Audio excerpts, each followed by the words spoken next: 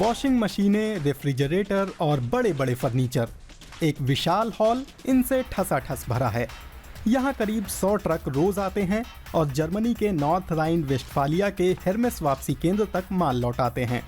Online company auto का ये बड़ा और भारी सामान ग्राहकों ने लौटाया है।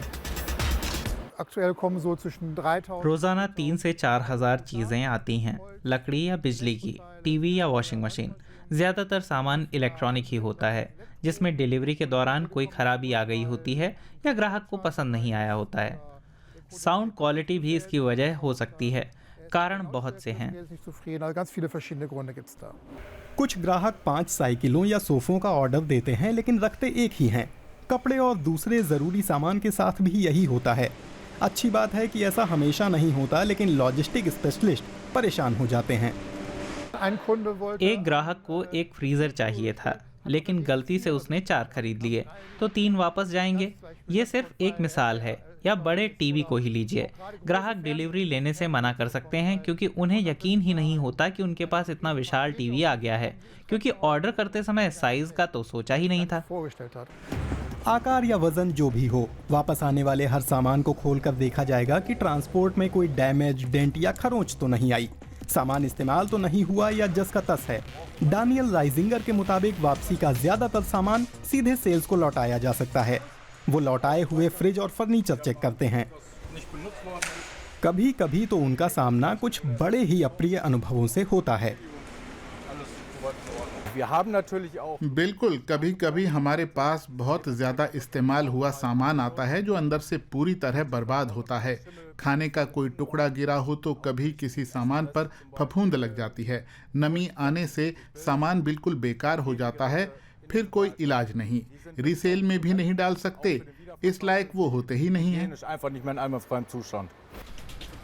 न बिकने लायक सामान की दर यहाँ दहाई से कम हो जाती है, लेकिन पैसे और जलवायु के लिहाज से भी हर वापसी बड़ी महंगी पड़ती है।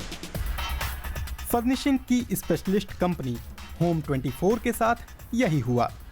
इसीलिए ऑनलाइन फर्नीचर की इस रिटेलर कंपनी ने बर्लिन जैसे प्रमुख शहरों में शोरूम खोल दिए, ताकि संभावित ग्राहक ऑर्डर करने से पहले सामान को देख परख लें।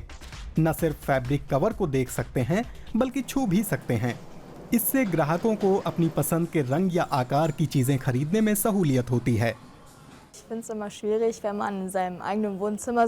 अपनी बैठक में मुझे हमेशा टीवी स्क्रीन पर किसी फर्नीचर को देखना बड़ा ही मुश्किल लगता है। सिर्फ तस्वीर से मैं उसे वाकई में विजुअलाइज नहीं कर सकती। मैं उसे पूरा का पूरा सचमुच में देखना पसंद करूंगी। सामने देखना ज्यादा सही रहता है, सामान का बेहतर आइडिया मिलता है। करीब 7% ऑर्डर लौटा दिए जाते हैं। फ्लोरियन गुज कहते हैं ये उतना बुरा नहीं है, जैसे कि कपड़ों की ऑनलाइन शॉपिंग में ये तादाद 50% से ज्यादा है। बड़े फर्नीचर के मामले में वापसी की लागत तो समस्या का सिर्फ एक हिस्सा है। पर्यावरणीय पहलू बड़ा प्रासंगिक है। हर वापसी जाहिर है CO2 उत्सर्जन की वजह भी है। न सिर्फ सामान को दोबारा पैक करना होता है, हमें उसे उठाना भी होता है, उसे गोदाम तक पहुंचाना भी होता है। इन तमाम मुद्दों पर हम कटौती करना चाहते हैं। होम 24 वेबसाइट पर सटीक विवरण और अर्थपूर्ण तस्वीरें डालकर भी वापसी की दर घटाने की कोशिश करती है।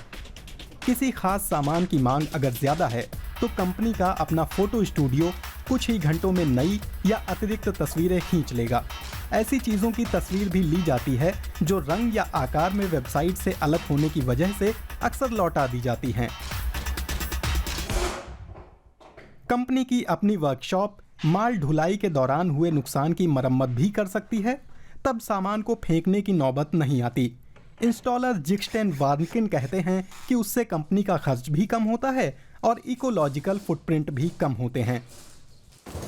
1-2 घंटे लगते हैं बस, कभी कभी 5 मिनट। डिपेंड करता है कि क्या चीज़ है।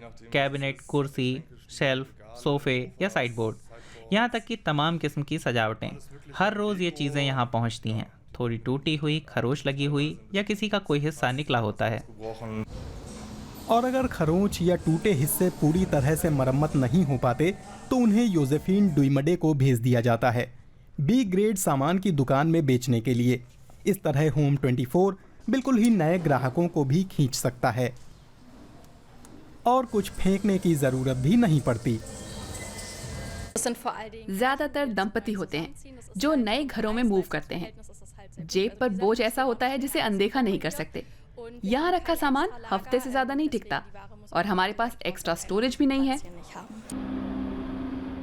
इधर वेस्टफालिया के हेरमेस वापसी केंद्र में एक वॉशिंग मशीन खोली जा रही है। ऐसी वर्कशॉप अब खूब दिखती हैं। मकसद है वापसी के सामान की संख्या में कटौती। इंस्पेक्टर कस्टमर रेटिंग्स चेक करते हैं और वापसी का कारण भी। उत्पाद में जो भी कमियां होती हैं उनकी वजह का विश्लेषण किया जाता है। हम लोग डिफेक्ट वाली चीज़ें जमा करते हैं और फिर सप्लायरों को बुलाकर समस्या की शिनाख्त करते हैं। कस्टमर को क्या कमी नज़र आई और भविष्य में उसे कैसे ठीक किया जा सकता है ताकि सामान वापस आए ही नहीं। वापसी के सामान में 0.1% की गिरावट भी पैसे बचाती है और पर्यावरण पर बोझ घटाती है।